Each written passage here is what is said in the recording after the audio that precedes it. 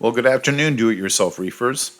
This is a tank that I recently built. I purchased all the parts off of Amazon, and I purchased the tank from Facebook Marketplace. It's a nice do-it-yourself project, and the entire tank itself runs off of my sump that also feeds my display tank. So it was pretty cool. It's an AOI and all-in-one, but I'm not using it that way. I cut a hole in the back of the tank where the filter would normally be and plumbed it right down to the sump using a 3/4 inch bulkhead. And I tied, of course, my water line also into the tank on a valve above. But we're going to start from the beginning. So let me go back here and show you what we did and why we did it.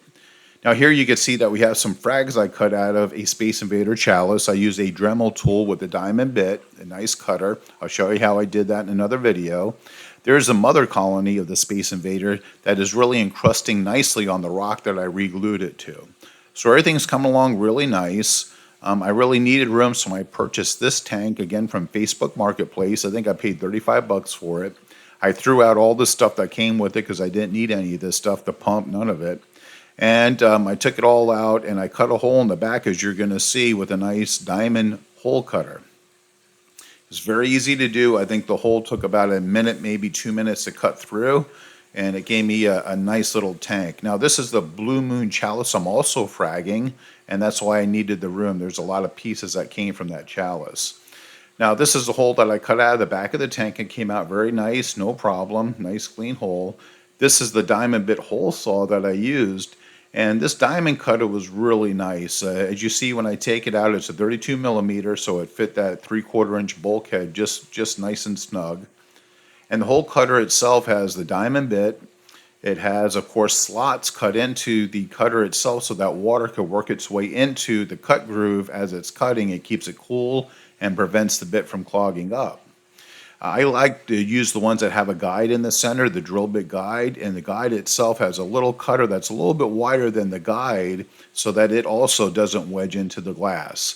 So it did a great job of keeping it steady and nice, making a nice straight hole through the glass.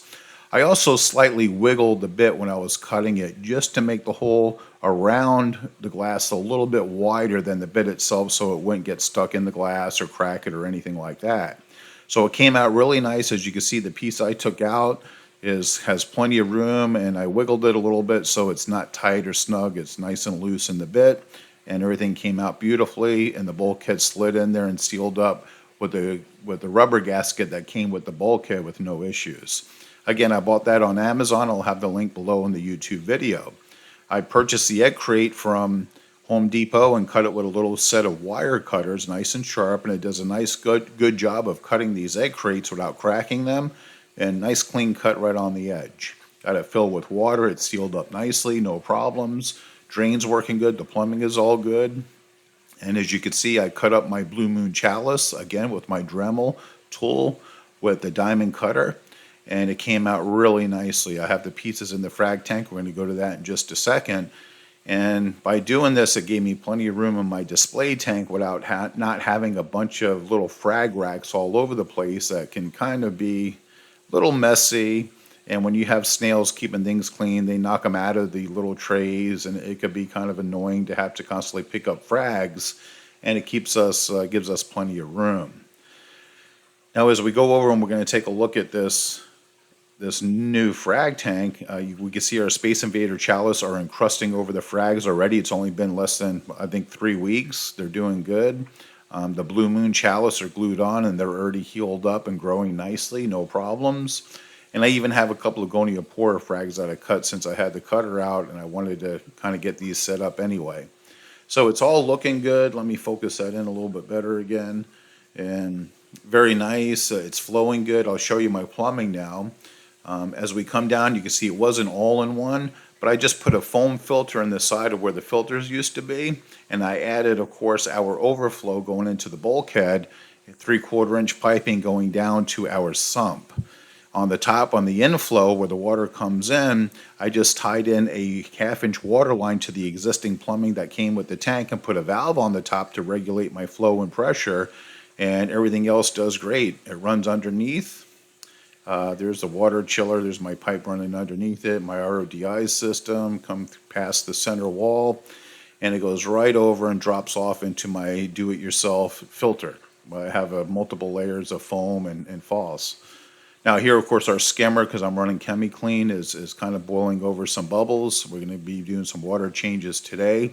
There's our do-it-yourself Kalkwalser reactor, and also our doser in the back with the bottles that we dose, whatever we're dosing in our pump, which we'll go over another time. It all worked out really nicely. I got plenty of room in my tank now, and I don't have to worry about frags all over the place and having a big mess. I don't have to worry about climbing down underneath the counter into the sump to work on the frags. And this is also good for a refugium. If you want to build a refugium and you want to keep it nice and well maintained, it's so much easier to build it and have it on a counter outside of the refugium itself, or I'm sorry, outside of the sump itself, than to constantly have to crawl down in the sump to maintain the refugium, to clean it, to cut it, whatever you need to do. So you could just actually add your Chaeto algae to this outside frag tank that I built and have no worries. You can simply just work on it right on top of the counter. So I hope you guys enjoyed this. It was really a lot of fun to do the video. It was really a lot of fun to build the tank. As we come over and take a look at it one last time. Again, if you wanted to, you can make this a refugium and just put a pump in there that circulates your Chaeto algae around and around and a light on top of it, and you won't have to crawl down underneath your tank and work in the sump to keep the refugium maintained. So again, FishyFins appreciate you checking out the video. If you like it, please subscribe and share it, and you can get a link to all this stuff in the YouTube video below. You guys have a wonderful day. We'll see you in your reef tanks.